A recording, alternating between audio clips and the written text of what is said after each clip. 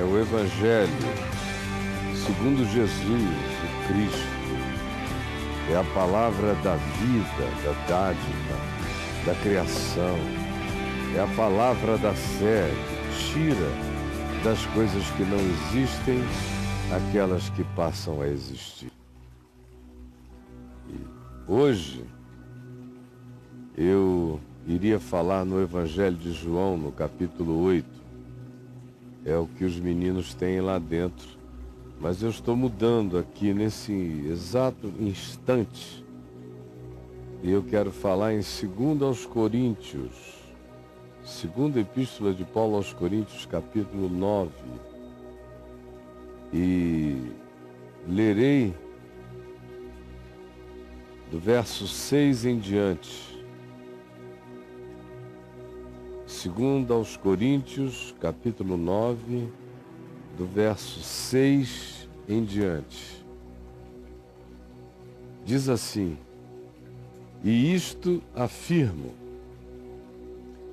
aquele que semeia pouco, pouco também ceifará. Semeou pouco, pouco vai colher. É simples assim. Você jogou 10 sementes, não pode esperar 30, 40. Aquele que semeia pouco vai colher pouco, porque ainda tem a perda. Tem sempre a perda e o derrame que você faz no plantio de sementes. Sempre há aquelas, como em qualquer aspecto natural, não sobrevivem, e outras sim. Então, se você semeia pouco, considerando tudo que na natureza acontece, como a morte dos mais fracos e a prevalência dos mais adaptados ou mais fortes, se você botar pouco, vai ficar menos ainda. É óbvio o que se está falando. Usando-se a natureza como princípio. Botou 10 sementes, não espere que haja frutificação de 4 vezes mais ali, a menos que você vá botando mais, e mais e mais. Você vai investindo, do contrário, investiu pouco, vai ter pouco resultado. O resultado é proporcional ao investimento. A semeadura, que é aquilo que você faz antes de que qualquer coisa tenha acontecido. Você tem só a certeza de que na semente há um modelo de vida que você quer reproduzir, mas você não tem nada além da semente. No entanto, quem semeia muito, quem investe muito, vai ter uma chance enorme de colher infinitamente mais. Por isso Paulo diz: e o que semeia com fartura, que é diferente daquele que semeia pouco, é o que semeia com abundância, sem economia no investimento da vida, no investimento na vida, esse muito colherá, muito ceifará.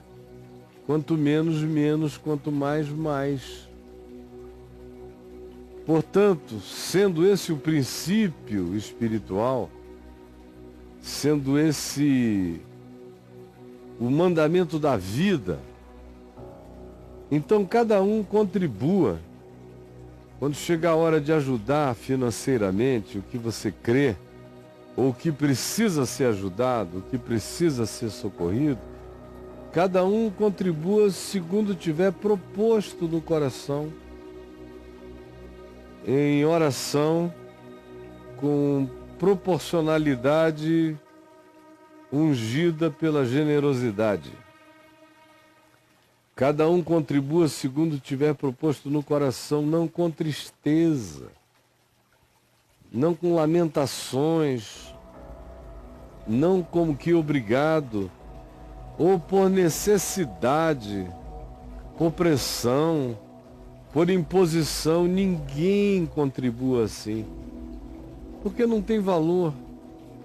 Se você estiver fazendo isso como quem faz um sacrifício de louvor, uma entrega grata, faça-o com gratidão, porque diante de Deus, nenhuma mecânica de qualquer natureza que supostamente atraia benefícios espirituais para nós, para Deus não tem nenhum valor se não for feito com alegria. Porque Deus ama a quem dá com alegria. E não é só dinheiro. Dá tempo, se voluntaria, cuida,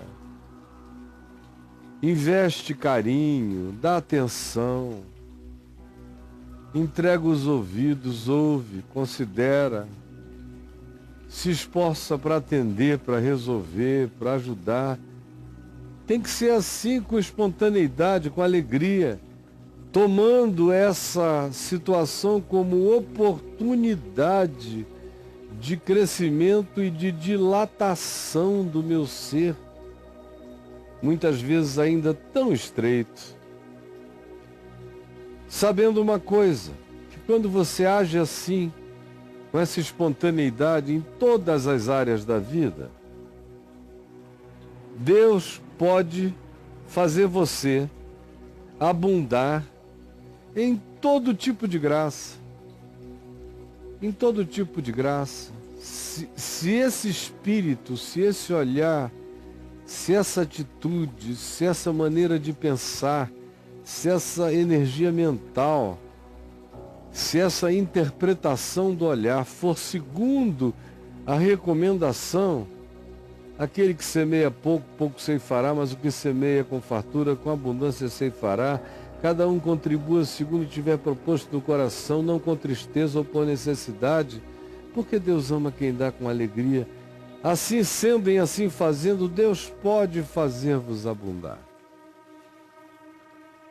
Eu acho interessante que ele diz Deus pode, não está dizendo que necessariamente você vai ter superabundância, mas Deus pode fazer-vos abundar em toda graça, graças materiais, graças físicas de saúde, graça de aprendizagem, graça de relacionalidade, graça de novos vínculos enriquecedores.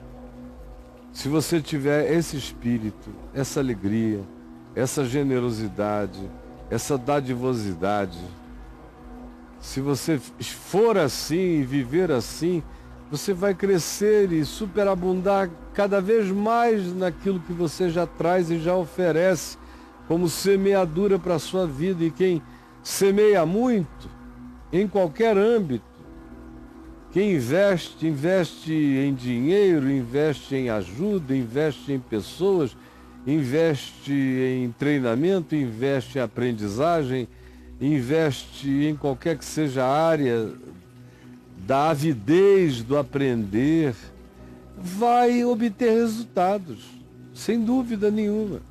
E tanto mais quanto faça isso intensamente, mais intensos e melhores serão os resultados se o espírito for bom. Se o espírito for bom, se a pessoa não fizer isso com tristeza, obrigada, como um mandamento imposto, não. Se a motivação for boa, então Deus pode fazer-vos abundar. Se você não entrar na vida com tristeza ou por necessidade preguiçosa e amargurada, o que vai fazer as coisas acontecerem é a sua alegria. É a sua alegria que vai abençoar, ungir, energizar todo o seu investimento. Porque com certeza Deus pode fazer você abundar em todo tipo de graça, de compreensão, de benefício, de cura, a fim de que, tendo sempre em tudo, porque investe e recolhe, faz tudo com alegria, sem necessidade, sem amargura, e investe com positividade grata na vida. Então, Deus pode fazer-vos abundar em toda graça, a fim de que, tendo sempre em tudo ampla autossuficiência, vocês consigam crescer e vencer todo espírito de usura, de modo que, fazendo como eu digo, vocês vão crescer e, em crescendo, cresçam livres do mal, sem o espírito da usura, nem da acumulação excessiva, ao contrário, tendo ampla suficiência, a intenção divina, quando dá meios para alguém, é para que essa pessoa superabunde em todo tipo de boa obra, de boas práticas, que ela distribua aos pobres, que ela ajude os necessitados e que ela semeie e invista nas causas do bem, nas causas da vida. E a sua justiça permanece para sempre, é o que está dito. A justiça dela permanece para sempre. Isso traz um poder harmonizante para o ser, uma pacificação. Vai gerando um dilatamento de consciência, de caráter, de compreensão. Por isso a conclusão é simples. Ora, aquele que dá semente ao que semeia, porque a semente não é criada pelo semeador, ele recebe da natureza, recebe da graça de Deus. Aquele que dá semente ao que semeia. De modo que eu que semeio, eu não inventei a semente, eu já recebo de graça. Aquele que dá semente ao que semeia, e pão para alimento, também é o mesmo. O que fez a semente, o que supre as necessidades básicas da vida é o mesmo, que suprirá e aumentará a sua semeadura, o seu campo de esperanças, o seu campo de investimento. Ele suprirá e aumentará a semeadura de vocês e multiplicará, superabundará os frutos da verdade, da justiça, de como coisas que são feitas com a motivação certa, com o coração cheio de alegria sincera e que não se deixa dominar pelo mal perverso da avareza, mas ao contrário, serve a Deus amando o próximo, socorrendo o pobre, o necessitado, vendo o seu ser crescer na estabilidade da justiça do reino de Deus. Esse se coloca nesse lugar especial, onde o fluir da bênção e da bondade divina não encontra obstáculo. Esse tipo de atitude mental traz todo o bem para nós, bem mental, bem emocional, bem físico, bem relacional, em todos os níveis. Te melhora, te aumenta. Então aquele que dá semente ao que semeia e pão para alimento também suprirá e aumentará a vossa semeadura e multiplicará o fruto da manifestação das boas obras. Quanto mais vocês tiverem, mais vocês farão coisas boas acontecerem. Esse é o fruto da vossa justiça. Assim Deus nos enriquece em tudo e em todas as dimensões, das coisas ponderáveis às imponderáveis. Ele nos enriquece em tudo para que a gente pratique a generosidade. Se Ele me deu recurso financeiro, é generosidade financeira. Se Ele me deu capacidade de ajudar pessoas, eu devo me ofertar como alguém que ajuda pessoas. Cada um dá o que tem, traz o que tem, coloca a sua riqueza para aumentar servindo o próximo. Assim é que Deus nos enriquece em tudo para o exercício da generosidade, porque é pela generosidade que você vence a mediocridade, a mesquinhante que afasta você do padrão elevado do Evangelho do Reino de Deus. É só a generosidade e mais, a riqueza que se transforma em generosidade, porque isso dilata infinitamente mais. Aquele que tem uma tendência enorme a não compartilhar com ninguém, mas quando ele tem as motivações e as compreensões do reino de Deus, ele o faz com generosidade e cresce, e aumenta a sua percepção, a sua força, a sua harmonia, a sua vitalidade pacificada, o que produz toda a sorte de bem físico, mental e espiritual para esse indivíduo. Sim. E quando alguém vive assim, essa vida provoca nos outros muita gratidão a Deus. É um modo de viver que gera gratidão nas pessoas. Esse é o chamado aqui. Sejam pessoas que vivam de tal modo que o seu modo de viver inspire gratidão em todo mundo. Essa é que é a coisa linda. É quando você vive de tal modo que cada um que prova você sai dando graças a Deus, porque você é um ente, graças a Deus. É aquela pessoa que aonde chega, evoca suspiros gratos no coração dos outros. Não só por causa do socorro material e financeiro, mas mesmo quando não haja tal meio, essa pessoa inspira essa gratidão pelo que ela traz, pela paz que ela emana, pela saúde que ela propõe, pela facilitação da vida, que nela é totalmente constatável, ela facilita tudo para os outros. Então, muitas graças são tributadas a Deus por esses entes, graças a Deus, porque o serviço desse tipo de prática não só supre necessidades dos necessitados, mas também redunda em muitas graças a Deus.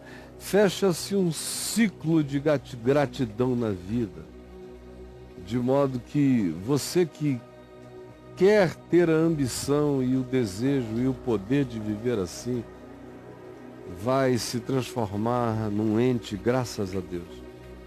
É que é aquela pessoa que não chega para pedir, nem para lamuriar, nem para explorar. Não, ela chega sempre para dar e está sempre investindo.